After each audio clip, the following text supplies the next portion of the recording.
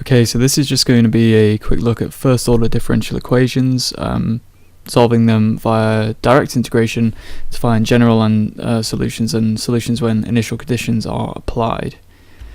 So question here, dy by dx equals 7x squared plus sine x, find general solutions. So when it's of this form, dy by dx equals f of x, you can solve these really easily with what's called direct integration. Basically, you take an integral of both sides of the equation, because this right here, dy by dx, is just the derivative of y, and we want to find y.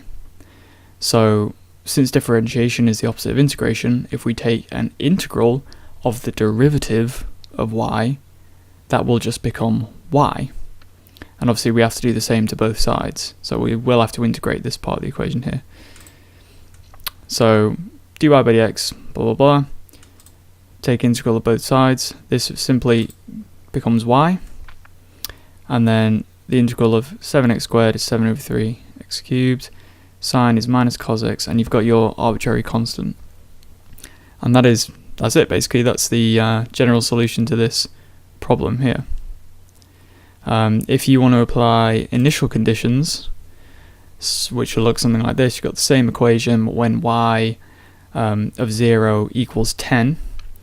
We want to do the same thing again. There's our general solution. And then all we have to do is plug in this number here, y of 0. Every value of x we need to replace with a number here. So x cubed becomes 0 cubed, cos of x becomes cos of 0, and the plus c stays the same. So what we have now is this expression here is equal to 10, same as up here. So 7 thirds times 0 cubed is just going to be 0, minus cos of 0, cos of 0 is 1, so minus cos of 0 is minus 1, plus c equals 10. So we've got minus 1 plus c is 10, like this, and if you rearrange that you'll get c is equal to 11, and then all you have to do is rewrite this general solution with the value for c that you found to fit that initial condition. Obviously this expression now validates both this part and the initial condition. If the initial condition was different, you would have a different value for c, but for this case it's plus 11. So just look at one more example.